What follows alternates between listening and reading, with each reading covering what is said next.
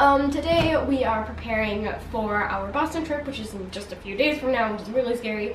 But we might actually have the possibility to sit down with Professor David Malin, who teaches Harvard's CS50 course, which you guys should know that I've been taking for the past like 3 years now, just doing it over and over again. And I'm actually really excited. So we're doing interview prep where I'm just sitting down and asking my dad the same questions I'll be asking him if we get the chance. So a lot of times when we get ready for the interviews, we work on the questions for a while. Yes. And kind of go back and forth, and Presley writes a bunch, and we write a bunch, and then Presley will read them out loud, and we'll make sure that the language kind of is something she can say. Yeah, and so we'll edit them. It's really hard. Yeah, we'll edit them based on, sometimes when you write something, it's very different than saying it out loud. Yeah. Right? And so you have to go back and clean it up a little bit. And then when we get pretty close to the interview, like we are now, we're less than a week away, we'll start doing like little interview, like mock sessions, right? Yes. And so Presley will ask me a bunch of the questions, and I'll just make up answers and talk like I'm the person. Mommy will be the person being interviewed sometimes, and she'll make up different answers. And so Presley has to kind of learn to respond and follow up questions and deal with different people and the way different people answer the questions. So I think it's really good practice for you. It seems to work. It seems we didn't always do that when we were doing the interviews. We would like work on the questions and stuff. It couldn't go. I couldn't say the words very well when we actually sat down and did them. Yeah, and follow-ups were kind of hard because she was so focused on asking the questions. Yeah, and then like even when you could see sometimes in some of the early interviews, while the person was answering the question, Presley would be like getting ready for the next question, and so not even totally listening to what the person was saying. Yeah. And then so no follow-ups, and the person would like lob her a softball for a follow-up, and she couldn't ask. But she was like 8 at the time, so you can't ask too much of that. But so we sort of worked on her ability to sort of engage and listen, and then through the magic of editing, she would feel like she needed to keep the flow of the interview going, right? And so by the time the person finished talking, she needed to be ready to ask the next question. And that's not necessarily true because we can edit it, right? And so she can listen and engage and have a little bit of a back and forth, and then when that wraps up, she can look down and figure out what her next question is, and then start again with the next question, and we can just edit out that lull a little bit, right? Yeah. And so that keeps, when you watch the interview, the flow of the interview works because we can kind of edit those things out. That's actually really hard to do in real life, because like you'll be ready to say the next question, but then they actually say something really interesting and you want to ask a follow-up question now.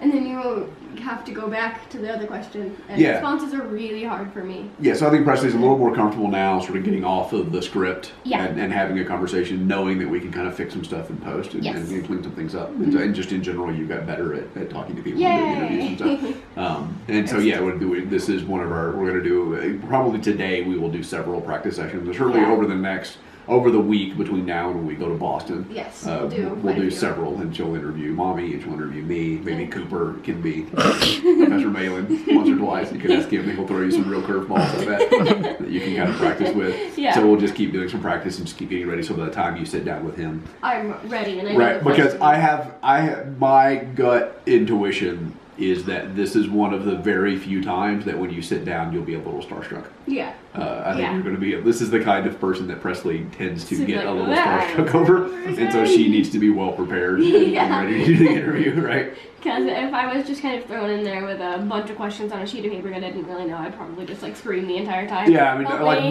most people you could totally do that with and not be too distracted by, but I think that Professor Malin is going to be somebody that you're going to be a little starstruck to meet, so we want you to be well prepared. So rarely get starstruck, but sometimes it's just like, that's a real person! Yeah, and I've sort of established the kinds of people that you get starstruck over, and it's not movie stars. And Matt Smith. Matt Smith, like in Doctor Who, doesn't count. But yeah, it tends to be more kind of educators and more people like that I actually like really look up to. YouTube people, So I think this is going to be an instance where I think you need to be well prepared. Well prepared. Yeah. Well, let's go practice. Yes.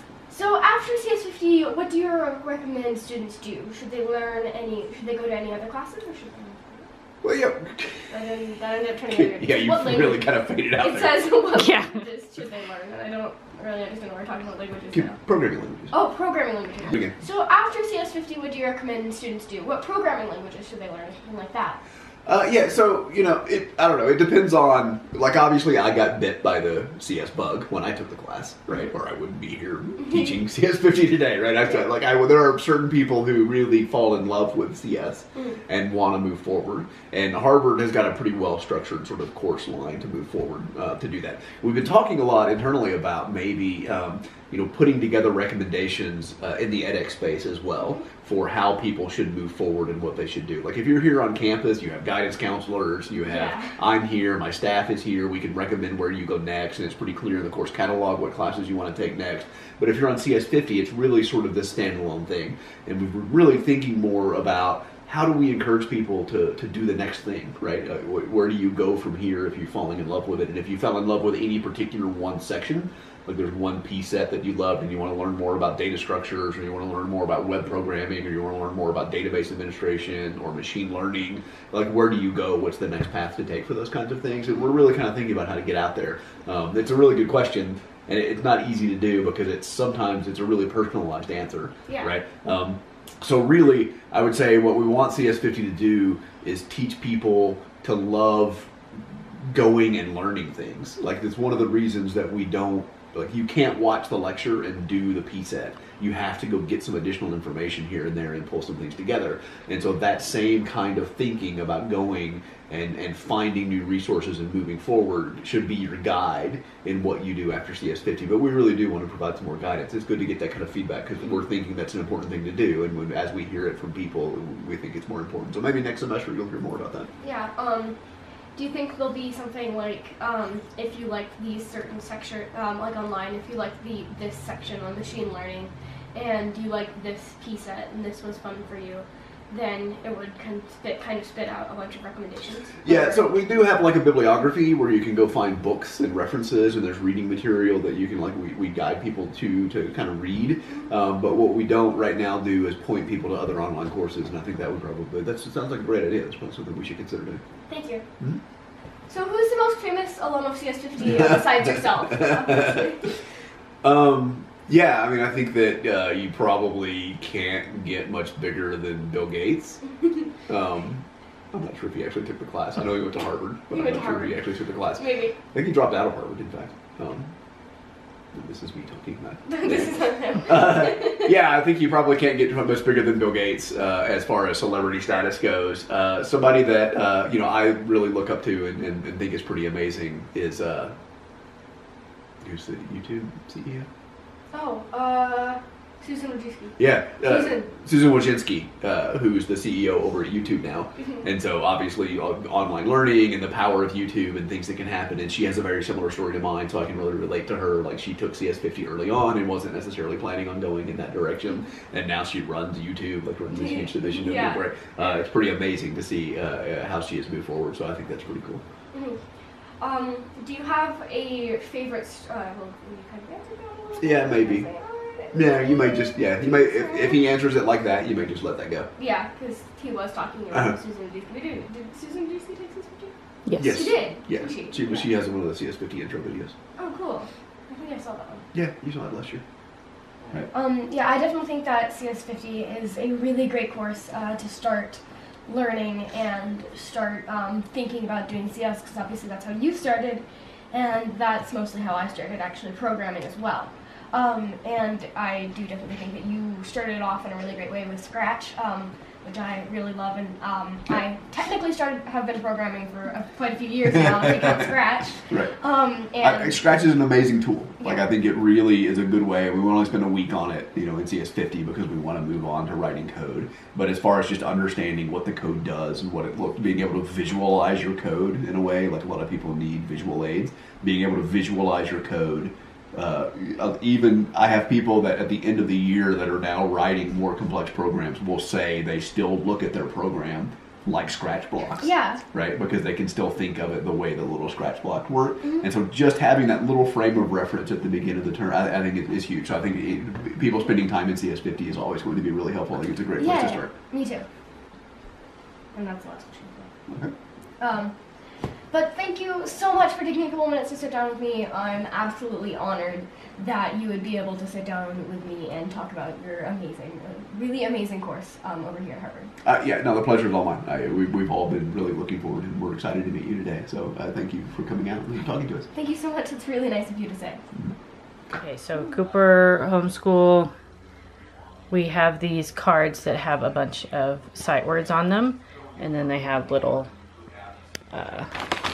cards that you match on there. It's kind of like a bingo thing, but what he likes to do is just grab one and then look for it, and then we talk about that word.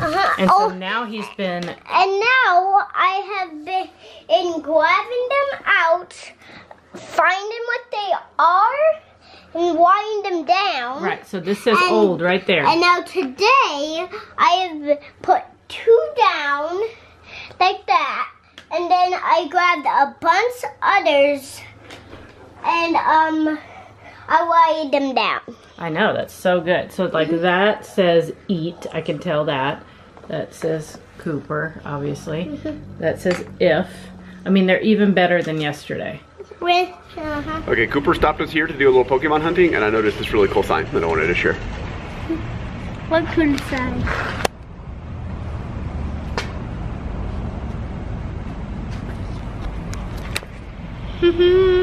Pretty clever. What? Pretty clever. What picture? So this picture, it says, "We accept walk-ins." And this guy, his last name is Walken. His name's Christopher Walken.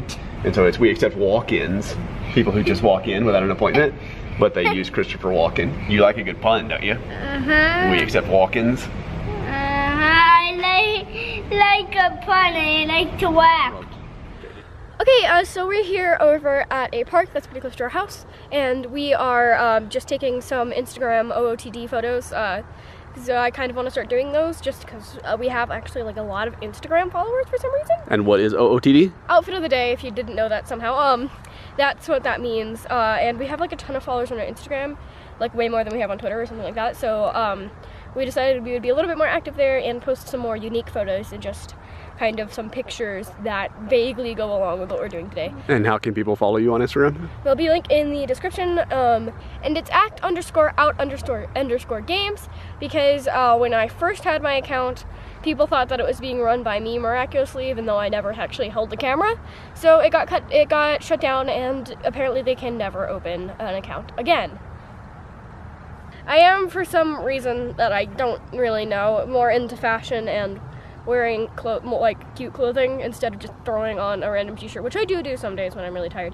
But sometimes I actually try and put some effort into my appearance, and that's what I'm doing today. So if you guys want to recommend places to shop, then please tell me in the comments below if you want to recommend some places to get some more Instagram-worthy clothing. Okay, so it is winter time in Denver, which for some reason makes the Canadian geese always come over here. I don't understand their migration habits, as it's not that warm here, but still they come over here for the winter time. And our little park sets up these coyotes right here, and they are supposed to scare away the geese so that they don't poop all over the lawn, but it doesn't work very well. This one was just knocked down, so that could have been a lie. Maybe there would be even more poop if they weren't here. Yeah, maybe there would be even more. I mean, poop there's not here, poop directly around it. Yeah, that's good, I guess. But yeah, they're really cool, and I've always really liked them. I've always really wanted one. But it's illegal to steal them probably, so. Okay, so it's getting pretty late. It's like, what time is it? Check. It's 10:13. So yeah, pretty late. I'm just gonna go ahead and go to bed, but I wanted to ask you guys what you thought of my OOTD today, cause I've never done it before, and what's editing, what are pictures, but hopefully I'll get better at it, cause I have no idea how to pose or what is a fashion. But yeah, I'm just gonna head to bed, and maybe we'll do another one tomorrow morning. So yeah, thank you for watching, and I'll see you tomorrow. Bye!